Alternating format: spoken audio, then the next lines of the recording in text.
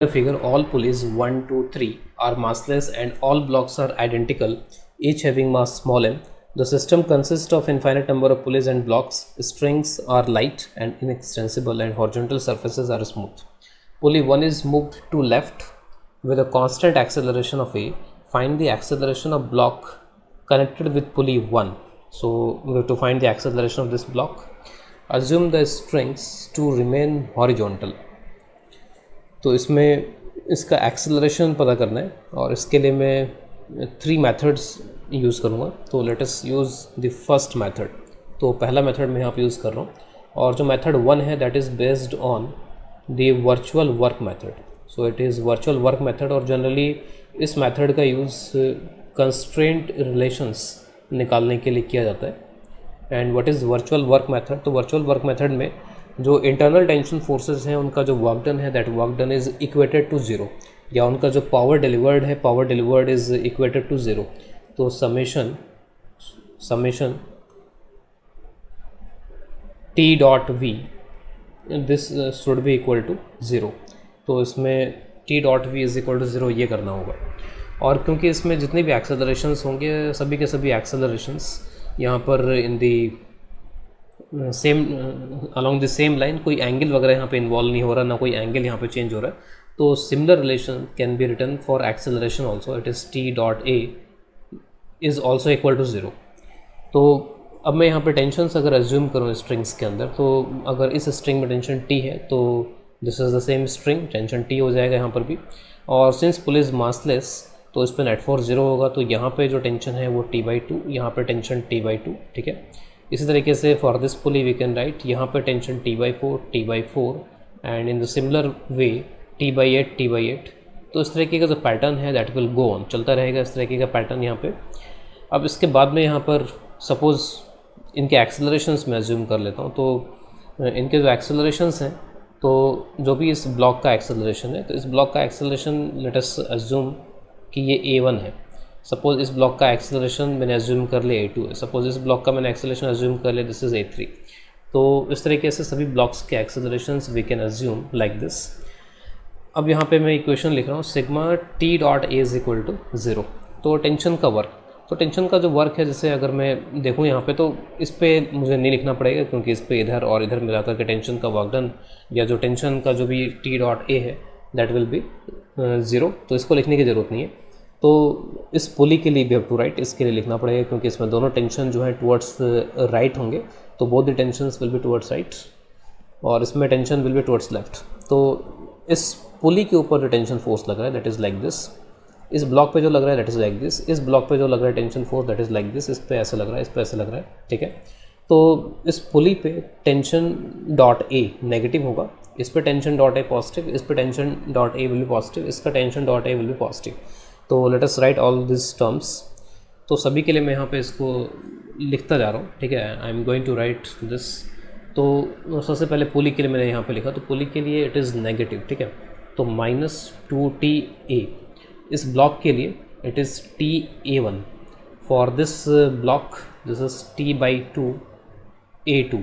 For this block it is t/4 a3. For this block it is t/8 a4.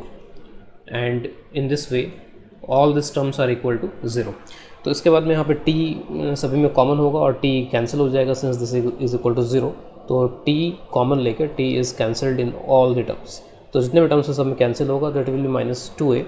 अब यहाँ पे a1 बचेगा. तो a1 को we can write in terms of this tension. इस tension के terms में मैं यहाँ पर इसको लिख सकता हूँ, आई कैन राइट इट. तो कैसे लिखेंगे यहाँ पर इसको इन टर्म्स ऑफ टेंशन? तो ये हो जाएगा, ये जो a1 है ये a1 सिंपली हो जाएगा this t/m. This is the net force divide by mass. So this a1 is t/m. This half will be there. और जो a2 है a2 यहाँ पर हो जाएगा दिस t/2 बाई मास. इसी तरीके से जो a3 है that a3 will be equal to this is 1/4 and this a3 is equal to t/4 divide by mass. Similarly, this is 1/8 and this a4 is equal to t/8 divided by mass. So it will go on. इस तरीके से it will go on, चलता जाएगा. एक series बन गई अब यहाँ पर ये. तो इस टर्म को तो एज इट इज़ रखते हैं और इसमें t/m we can take as common. तो टी बाई एन कॉमन ले सकते हैं, 1 plus 1/4, it is 1/4, it will be 1/16, it will be 1/64, and likewise it will go on. This is equal to 0. Now obviously this is a geometric progression GP, तो इसका summation लिख सकते हैं easily.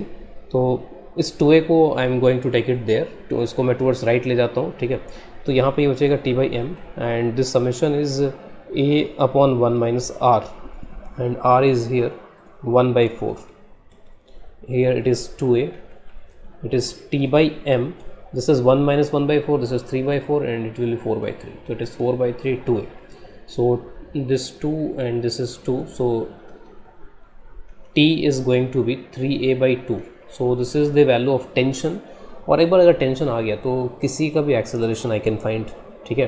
तो अगर मेरे को a1 कैलकुलेट करना है यहाँ पे, तो this a1 is simply t by m, ठीक है। यहाँ पर ये m भी है, दिस इज m ऑल्सो, तो यहाँ पे t by M, and t by M का जो आंसर होगा दैट इज़ 3a/2, तो 3a/2 is the acceleration of this block. अब इसी क्वेश्चन को मैं एक दूसरे मेथड से कर रहा हूँ, this is my method number 2। अब यहाँ पे जैसे ये जो टेंशन है, टेंशन t है यहाँ पे टेंशन t है, यहाँ पे जो टेंशन है this tension will be t/2, ठीक है। टेंशन यहाँ पर इसमें चेंज हो जाएगी, t/2 हो जाएगी, इस तरीके से यहाँ पे t/4 हो जाएगा। अब ये जो भी टेंशन है इसके अंदर, वो टेंशन ऑब्वियसली इस ए का फंक्शन होगा, ठीक है।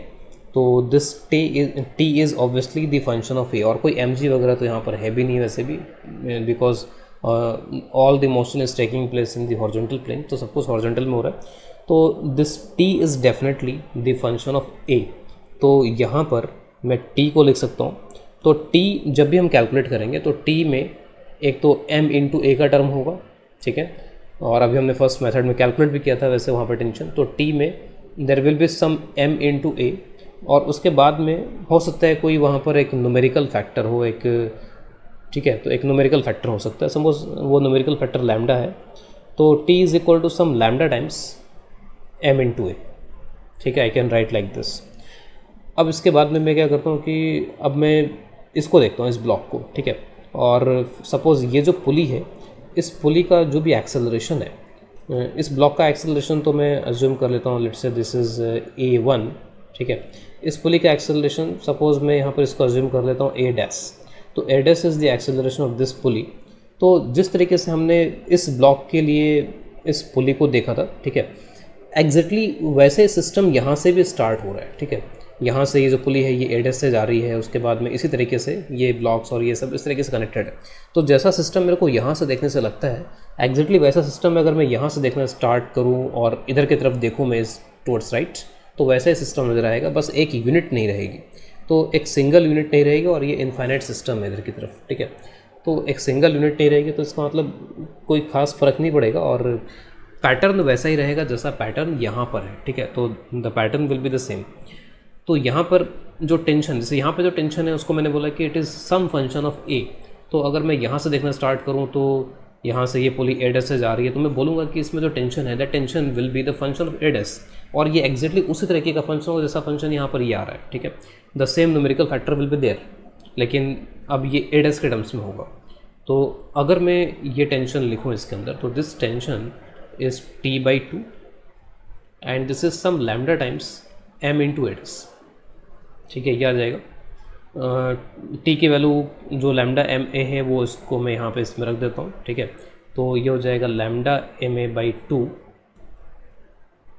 इट इज़ लैम्डा ma', तो lambda m will be cancelled, और यहाँ से जो a' है वो a/2 आ गया, this a' is a/2।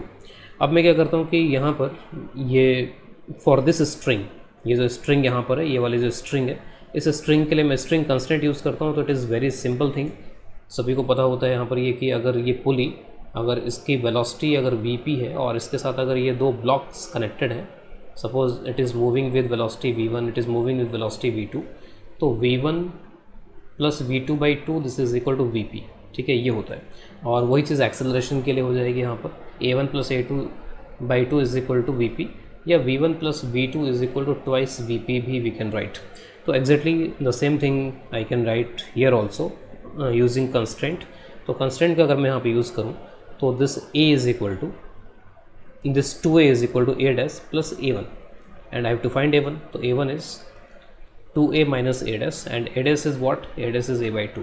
So 2a minus a by 2, this is going to be 3a by 2. So same answer we are getting from here also. इसके बाद method number 3. तो मेथड नंबर 3 में मैं equivalent mass का concept यहाँ पे use कर रहा हूँ. तो एक बार इसको यूज़ करने से पहले इसको समझ लेते हैं कि what do we mean by this equivalent mass concept. तो अगर यहाँ पे एक इस तरीके का पुली ब्लॉक सिस्टम है, एक सिंपल पुली ब्लॉक सिस्टम है, ठीक है. Suppose here we have mass m1 और सपोज इधर मास सपोज यहाँ पे लेट से m2 के इक्वल है, ठीक है. तो अब ये जो सिस्टम है इसमें जो टेंशन आती है स्ट्रिंग के अंदर, तो टेंशन जो आती है वो इसके बराबर आती है 2m1 m2 divided by m1 plus m2 into g. और ये जो भी यहाँ पर है कनेक्शन, इस कनेक्शन के अंदर कितना फोर्स डेवलप हो रहा है, और अगर मैं बोलूँ कि सीलिंग पे कितना फोर्स लग रहा है, तो force on ceiling will be 2t. तो 2t के बराबर फोर्स लगेगा और ये कितना हो जाएगा सीलिंग के ऊपर 4m1 m2 divided by m1 plus m2 into g. तो अगर मैं बोलूँ कि इस सीलिंग से इस पुली ब्लॉक सिस्टम के बजाय अगर एक ब्लॉक कनेक्ट करना हो और वो ब्लॉक भी सीलिंग सिस्टम पे उतना ही फोर्स लगाए, ठीक है, तो उसका मास मेरे को कितना लेना पड़ेगा, ब्लॉक का मास मुझे यहाँ पे कितना रखना पड़ेगा. तो दैट इज़ द इक्विवेलेंट मास, ठीक है. तो ये इक्विवेलेंट मास यहाँ पे कितना होगा, तो ये कितना फोर्स जनरेट करेगा, कितना टेंशन या सीलिंग पे कितना फोर्स लगाएगा, mg. And this mg must be equal to this 4m1 m2 divided by m1 plus m2 into g. तो यहाँ से जो m इक्विवेलेंट है ये यहाँ से आ जाएगा 4m1 m2 divided by m1 plus m2. तो इसका मतलब है कि अगर मैं इस पुली ब्लॉक सिस्टम को इस इक्विवेलेंट मास से अगर मैं रिप्लेस कर दूं तो रिप्लेसमेंट करने के बाद भी सीलिंग पे उतना ही फोर्स लगेगा. और इट डजेंट मैटर कि यहाँ पर ये जो अगर सिस्टम है अगर एक्सेलरेट भी कर रहा हो, अगर मैं इसको लिफ्ट में रख दूँ या किसी तरीके से अगर ये पुली फिक्स ना हो करके अगर पुली एक्सेलरेट कर रही है विद सम एक्सेलरेशन है, तो उस केस में क्या होगा कि जब हम टेंशन निकालेंगे तो ज़्यादा आसान ये होगा, ज़्यादा ईजी मेथड ये होगा कि we apply the pseudo force. तो m1g m1a आ जाएगा सूडो फोर्स डाउनवर्ड, m2g फिर इस तरीके से m2 यहाँ पर a आ जाएगा, ठीक है. तो अगर मैं इसके फ्रेम में सॉल्व कर रहा हूँ, मूविंग फ्रेम में सॉल्व कर रहा हूँ, तो pseudo force will be opposite to this acceleration. और उससे बस साफ साफ दिख रहा है कि इस पर जो फोर्स लग रहा है वो m1g प्लस है, इस पर जो फोर्स लग रहा है वो m2g प्लस है. तो g को रिप्लेस कर दिया g प्लस है यानी g इफेक्टिव. तो यहाँ पर अगर मैं अब इसको रिप्लेस करूँ किसी इस तरीके के मास से जो कि ए एक्सेलरेशन से एक्सेलरेट कर रहे हैं यहाँ पर ये सपोर्ट सिस्टम, तो यहाँ पर इस पर जो फोर्स लगेगा अगर मैं इसके फ्रेम में देखूँ तो mg प्लस m हो जाएगा. तो यहाँ पर भी वही g प्लस a आ रहा है, ठीक है. तो यहाँ पर जो टेंशन आएगा आपके पास, जो टेंशन होगी उसको आप सीधे सीधे ऐसे कैलकुलेट करके लिख सकते हो. It is g plus a that is g effective और m1 plus m2 and this would be equal to this capital M g plus a. तो दिस विल बी कैंसिल्ड और यहाँ से भी आप देखो तो वही इक्विवेलेंट मास आ रहा है. तो इसका मतलब इक्विवेलेंट मास जो है पुली के एक्सेलरेशन से इंडिपेंडेंट है, पुली एक्सेलरेट करे या नहीं करे, ठीक है. Equivalent mass is the same, उतना ही रहेगा इक्विवेलेंट मास. तो इसी कंसेप्ट को अब मैं यहाँ पर इसमें यूज़ करना चाहता हूँ. तो इसको मैं ऐसे करता हूँ कि ये जो एंड है यहाँ पर स्ट्रिंग का, ठीक है, इस एंड पे मैं एक इक्विवेलेंट मास लगा देता हूँ. तो ये जो पूरा सिस्टम, दिस कंप्लीट सिस्टम, तो सपोज ये जो कंप्लीट सिस्टम है, ये जो कंप्लीट सिस्टम है वो एक कैपिटल M मास से रिप्लेसेबल है. तो suppose for this complete system यानी कि 2 से स्टार्ट करते हुए और इधर इन्फिनिटी तक जो भी ये कंप्लीट सिस्टम है उसको मैं कैपिटल M मास से रिप्लेस कर सकता हूँ, लेट अस अज्यूम. तो जो गिवन सिस्टम है that given system will look like this, कि यहाँ पर ये जो पुली है, this pulley is moving like this with acceleration a, और इसके इस एंड पे I can use this capital M mass which is the equivalent of pulley number 2, 3 और ये सब जो है, ठीक है. तो this is equivalent of pulley 2 के बाद पुली 2 से स्टार्ट करके जो भी सिस्टम है उसके इक्वलेंट है यहाँ पर ये. और यहाँ पे एक स्मॉल m तो है ही यहाँ पर. अब यहाँ पर जो भी होगा ये, तो इन दोनों से जो टेंशन जनरेट होगी, ठीक है, वो टेंशन यहाँ पर कितनी जनरेट होगी. तो टेंशन इसके अंदर जो जनरेट होगी वो 2mm divide by m plus m, और इस सिस्टम का जो इक्वलेंट मास है वो कितना हो जाएगा, इस सिस्टम का जो इक्वलेंट मास है तो वो वही हो जाएगा 4, ठीक है. तो इसका इक्वलेंट मास होगा 4mm divided by m plus m. तो this is the equivalent mass. Simply we can use this, हमें ये सब देखने की ज़रूरत नहीं, टेंशन कितनी है क्या है, सिंपली हम इसका यूज़ कर लेंगे. तो ये जो पूरा सिस्टम है इसका इक्विवेलेंट मास यहाँ पर इतना है. अब इसको इससे वापस से कंपेयर करो. मैंने यहाँ से एक तरीके से यहाँ से कट करके इस पूरे का इतने का इक्विवेलेंट मास यहाँ पर कैपिटल एम एज्यूम किया. ठीक है, इसमें बस केवल इस यूनिट को छोड़ा है. तो अगर मैं यहाँ से सिस्टम को देखना शुरू करता हूँ, I look this system from here, तो मेरे को कैपिटल एम के बराबर नज़र आता है ये. ठीक है, अगर मैं यहाँ से भी देखूँगा तो एक तरीके से कैपिटल एम के बराबर ही होगा. ठीक है, तो एक यूनिट को छोड़ देने से एक इक्विवेलेंट मास पे कोई फ़र्क नहीं पड़ना चाहिए. तो मैं 2 से सिस्टम को देखना स्टार्ट करूँ या 1 से सिस्टम को देखना स्टार्ट करूँ, अगर 2 से देखना स्टार्ट करता हूँ तो मेरे को अगर ये इक्विवेलेंट m दिखता है तो यहाँ से भी इक्विवेलेंट वो m के इक्वल ही होगा. इट इज़ समथिंग लाइक जो रेजिस्टेंस में हम पढ़ते हैं कि इनफाइनाइट रेजिस्टेंस सिस्टम जो होते हैं. ठीक है, तो इनफाइनाइट रेजिस्टेंस सिस्टम में भी कुछ इसी तरीके का होता है कि यहाँ पर इस तरीके से रेजिस्टेंस एक के बाद एक रेजिस्टेंस लगे होते हैं. ठीक है, तो एक के बाद एक रेजिस्टेंस यहाँ पे ऐसे लगे रहते हैं इस तरीके से, और उसमें एक पैटर्न रहता है. जैसे अगर ये आर आर आर इस तरीके से ये पैटर्न बना हुआ है यहाँ पर, और ये इन्फिनिटी तक जा रहा है. तो अगर मैं यहाँ से देख रहा हूँ ए और बी से, तो जो आर इक्वलेंट होगा. ठीक है, अगर मैं यहाँ से कट कर दूँ सिस्टम को, तो उसके बाद भी सॉरी यहाँ पर भी एक रेजिस्टेंस है, यहाँ पर भी एक रेजिस्टेंस है. तो यहाँ से जो जैसा मुझे सिस्टम दिखाई दे रहा है, तो वैसा सिस्टम जब मैं यहाँ से कट करूँगा, सपोज ये एडेस बीडेस है, तो एडेस बीडेस से कट करने के बाद भी system is looking like that. तो जो इक्वलेंट ए और बी के अक्रॉस होगा वही इक्वलेंट एडेस बीडेस के अक्रॉस होगा अगर मैं यहाँ से देखता हूँ. तो this is something like that. तो यहाँ पर जो इक्वलेंट है, ठीक है, तो इस इक्वलेंट को मैं यहाँ पर लिख दूँगा दिस इज़ कैपिटल एम. तो ये जो पूरा इक्वलेंट है, पूरा इक्वलेंट भी कैपिटल एम के इक्वल होगा. तो ये एम कैंसिल हो जाएगा. इसके बाद further 4m is equal to m plus M, and ये 4m जो है वो स्मॉल m, इसका ध्यान रखना होगा. तो capital M is equal to 3m. ठीक है, तो कैपिटल M यहाँ पे 3m आ गया, तो कैपिटल M इज़ 3m. तो इसको 3m यहाँ पर रख लेते हैं, दिस इज़ 3m. अब इसके बाद में यहाँ पर इसका मुझे एक्सेलरेशन पता करना है कि इसका एक्सेलरेशन कितना होगा.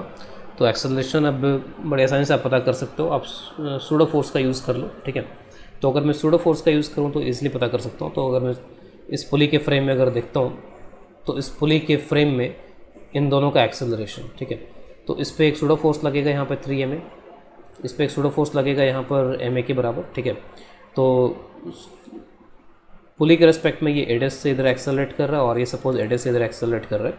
तो व्हाट इज़ दिस एडेस? तो दिस एडेस will be the net force along the motion. This is 3ma minus ma divided by the total mass which is 4m. तो यहाँ से 2/4 this will be a/2. तो जो एडेस है वो a/2 है, लेकिन एडेस पुली के रेस्पेक्ट में है. तो पुली का एक्सेलरेशन वेक्टोरली ऐड करना होगा, तब जाके नेट एक्सेलरेशन आएगा.